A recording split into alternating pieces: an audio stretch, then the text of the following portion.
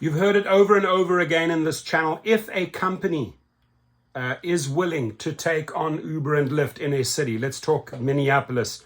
11 companies made a lot of noise. I think one has committed. A second player is entering the market, and they've been through the ringer with Uber and Lyft and battled it out in Austin, Texas already, and that is WRIDZ, W-R-I-D-Z, right?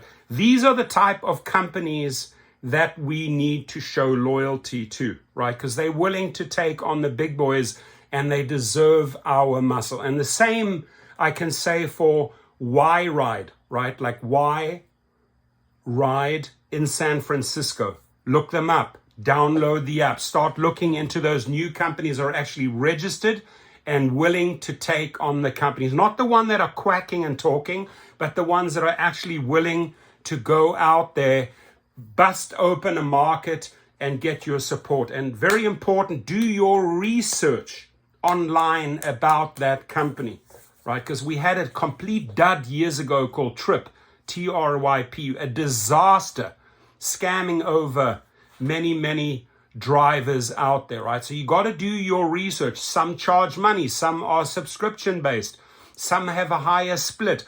You got to look and do your research on YouTube and on Google and find out who's legit. So I'm going to come out saying, hey, WRIDZ, support them, right? Support WRIDZ in Minneapolis because they're willing to kick the big boys out. Get to our top story for you this morning, the developing rideshare situation here in Minnesota. Uber and Lyft say they're on a path to leave the state over a proposed minimum wage. That leaves a lot of room in the market for other rideshare apps to step in. Our Bill Keller joins us now live with more. And Bill, how do the costs compare between the big guys and, say, these newer options? I wish he would have misspoken. How do the prices compare between the bullies and the little guys? Right now, they seem to be charging passengers less. Keep in mind, though, they just got approval to operate in Minneapolis this week.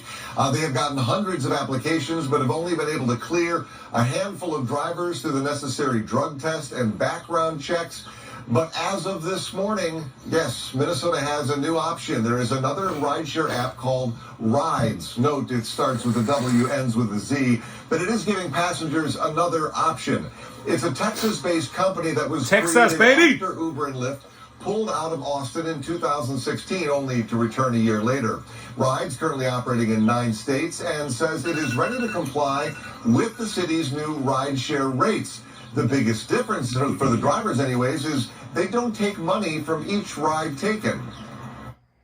We use a subscription model, so it's kind of like we're the Netflix of rideshare. A driver pays one small fee per month, and they get to keep everything. The passengers pay all the bills. They pay the airport fee and the insurance and everything like that. Everything that's left from that goes to the driver. WRIDZ keeps nothing from the trip. Uber and Lyft have 2 different names, but eventually they have the same model. They just treat the drivers the same way. Their compensation is absolutely almost the same thing. So that is why we need to have different models.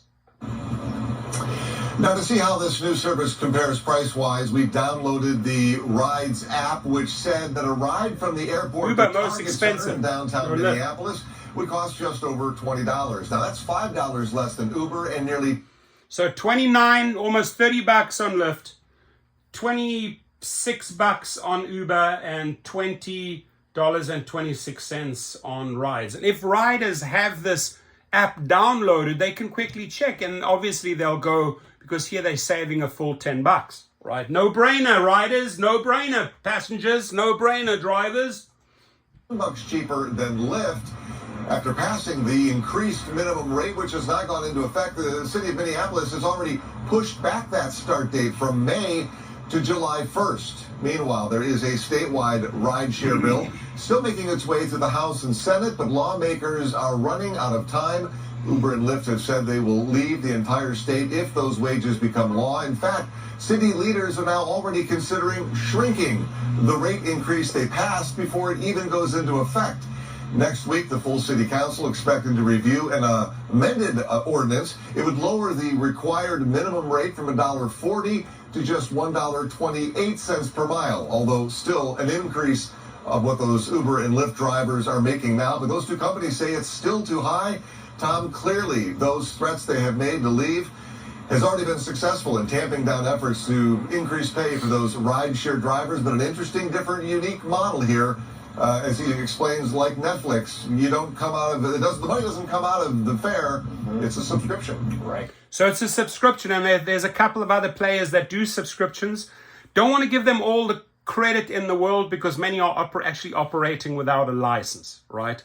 For example, Empower, the state. I know Washington is after them because they're operating, so they're cutting corners. I don't really want to glorify those companies that are not following the protocol. WRIDZ is following the protocol. WRIDZ from Texas, now going into Minneapolis, and we're gonna support them and get the video out there so that more drivers sign up and more passengers. Let's support these companies, right? It's very, very important that we support these companies. Now, big news for Texas, and I hope this all goes through.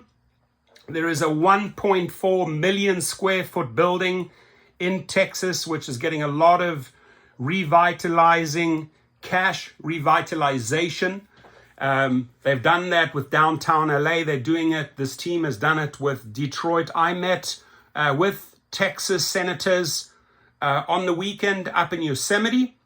And the proposal that I brought is a massive gig center with all the, and that's just one piece of the puzzle. There's going to be music studios, entertainment studios, event studios. I mean, there's going to be a whole lot of new things going on in this building to bring that community back.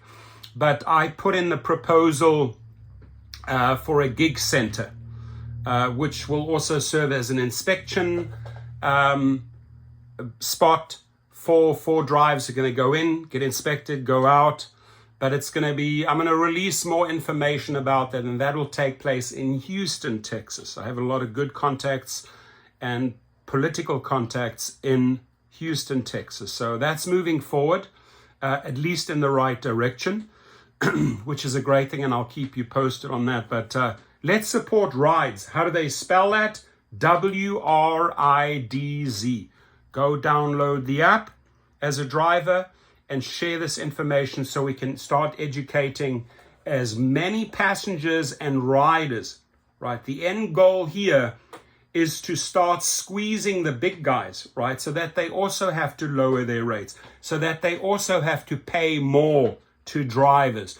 So the more riders we can get away from Uber and Lyft and start shifting them, for example, to WRIDZ in San Francisco, Sergio spoke about them, or WRIDZ now from Texas and entering Minneapolis, the more pressure we put on the companies to start, the big guys to start adjusting their rates. When they have a monopoly, let's call it duopoly, they do what they want, right? They dictate the show.